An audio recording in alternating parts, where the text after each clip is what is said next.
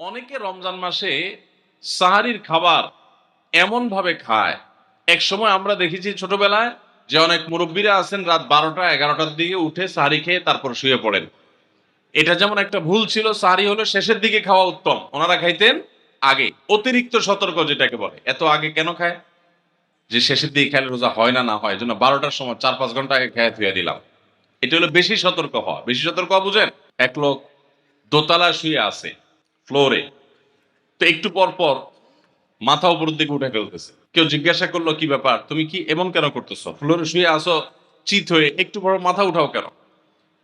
তো লোকটা বললো নিচের ফ্লোরে একজনে সুই সুতা দিয়ে কাপড় সিলাইতেছে, তো এইভাবে সেলাই করে টান দেন উপরের দিকে।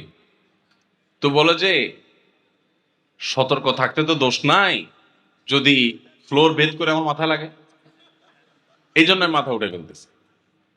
তো এটা অতিরিক্ত সতর্কতা হলো না? সতর্কতা ভালো, কিন্তু অতি সতর্কতা ভালো না। সাহারি অনেকে রাত 12টা 1টার সময় খান, এটা হলো অতিরিক্ত সতর্কতা। এত বেশি ভালো না, এত অতিরিক্ত সতর্ক হওয়া বরং নিষেধ। হাদিসে নবী সাল্লাল্লাহু আলাইহি ওয়াসাল্লাম আমাদেরকে সাহারি শেষের দিকে খেতে বলেছে। এখন আরেকটা ভুল হলো, অনেকে সাহারি এত শেষে খান যে মুয়াজ্জিনের সাথে ওনার কম্পিটিশন হয়।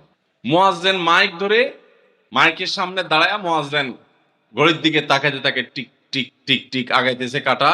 মুয়াজ্জিন প্রস্তুতি নিচ্ছে যে আল্লাহু আকবার করে হাঁক দিবে, আর উনিও ওইদিকে প্লেট হাতে গ্লাস হাতে খাবার খাচ্ছেন, ধুমায়া খাচ্ছেন, এবং কম্পিটিশনে লিপ্ত হয়েছেন যে মুয়াজ্জিন আগে আল্লাহু আকবার বলে না, তিনি আগে গিলে শেষ করেন। এরকম কম্পিটিশন হয় কি হয় না? বেশিরভাগ লোক, বিশেষ করে আমাদের যে কোনো কাজে আমরা একেবারে শেষ মুহূর্ত পর্যন্ত না ঠেকালে ভালো লাগে না। এই যে একদম আজান হওয়ার আগ মুহূর্ত পর্যন্ত খেতে থাকা, অনেক সময় দেখা যায় যে ভিতরে যাইতে যাচ্ছে আজান পড়তেছে, এখনো আমার গলার নিচেও নামে না, এদিকে আল্লাহ আকবার শুরু করে দিছি, আল্লাহ আকবার শুরু করতেছে, তখনও চাপাইতেছি, এবার ফালাই দিছি। দেরিতে সাহারি করা সুন্নাত, এর মানে এই না যে এত দেরি করবেন যে মুয়াজ্জিনের সাথে আপনি চোর পুলিশ খেলাবেন। এত দেরি করা এটা অবশ্যই সুন্নাহ নয়। নবী করিম সাল্লাল্লাহু আলাইহি সাল্লাম সাহারি খেয়ে শেষ করার পর ফজরের নামাজ পড়তেন, মাঝখানে 50 আয়াত পড়ার মতো গ্যাপ থাকতো। 50 আয়াত, 50 আয়াতের গ্যাপ মানে হলো 5 থেকে 7 মিনিট এভারেজ, এরকম গ্যাপ তিনি দিতেন, তারপর তিনি নামাজ পড়তেন। তো এই জন্য ভাইরা আমার, আমরা বলতে পারি যে 7 নম্বরের ভুল হলো আমরা অনেকেই রমজান মাসে সাহারির খানা খেতে খেতে একেবারে আজান পর্যন্ত ঠেকাই দিই। এত দেরি করা আবার ঠিক না।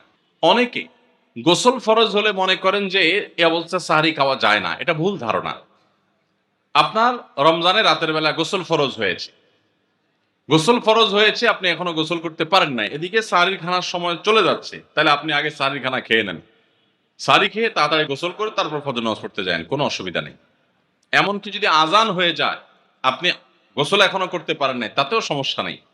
আমরা অনেকে এটাকে সমস্যা মনে করি। সেই সাথে আরেকটা ভুল ধারণা হলো, অনেকে মনে করেন রমজান মাসে দিনের বেলায় স্বপ্নদোষ হলে বোধহয় রোজা ভেঙে যায়। স্বপ্নদোষ হওয়ার কারণে রোজা ভাঙে না। স্বপ্নদোষ হয়েছে, আপনি রোজা কন্টিনিউ করবেন, এই রোজা রাখতেও হবে না, কোনো অসুবিধা নেই, কারণ এটা আপনার ইচ্ছায় না। আমরা অনেকে যদি সাহারি খাইতে না পারি তাহলে আর ওই দিন রোজা রাখি না। অনেক লোক আছে বলে যে আজকে সাহারি খাইতে পারি না, এই জন্য রোজা রাখি না। তো সাহারি না খাইতে পারলে রোজা রাখবেন না কেন? সাহারি খাওয়াটা সুন্নত আর রোজা রাখাটা ফরজ। আপনার সুন্নত ছুটে গেছে, কোনো অসুবিধা নেই। সাহারি না খেলে রোজার কোনো অসুবিধা নাই, সাহারি খাওয়াটা উত্তম। নবী সাল্লাল্লাহু আলাইহি ওয়াসাল্লাম বলেছেন তাসাহহারু ফাইন্না ফিস সাহুরি বারাকা, তোমরা রাতের শেষ বেলার খানাটা, সাহারির খানাটা খাবা, এটাতে বরকত আছে, কল্যাণ আছে। দুপুরের খানায় বরকতের কোনো ঘোষণা নাই, অন্য কোনো খানায় বরকতের কোনো ঘোষণা নাই, কিন্তু সাহারির খানাতে বরকতের ঘোষণা আছে। এই জন্য আমরা সাহারির খানাটা মনে না চাইলেও অল্প স্বল্প কিছু হলেও মুখে দেওয়ার চেষ্টা করব, কারণ সেখানে বরকত আছে, কল্যাণ আছে। কিন্তু কোনো কারণে সাহারি মিস হয়ে গেছে, ঘুম থেকে উঠতে পারেন নাই, আজান হয়ে গেছে, তাহলে এই অজুহাতে রমজানের ফরজ রোজা না রাখার কোনো সুযোগ নাই। কষ্ট একটু বেশি হতে পারে ওই দিন, তাতে কিছুই হবে না, আমরা একেবারে মরে যাব না।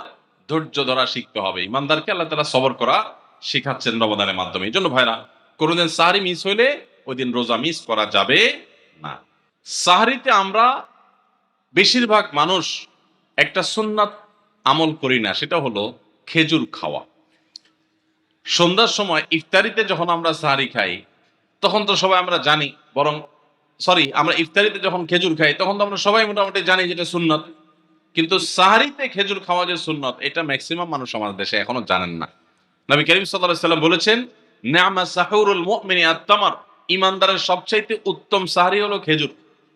আপনি ভাত খান, ডাল খান, গোশত খান, মাছ খান, যাই খান, এক পিস খেজুর আপনি যদি অন্তত সাহরিতে খান, তাহলে এটার কারণে একটি সুন্নাত জিন্দা করার সওয়াব পাবেন। খেজুরে প্রচুর পরিমাণ এনার্জি, খাদ্য শক্তি থাকে।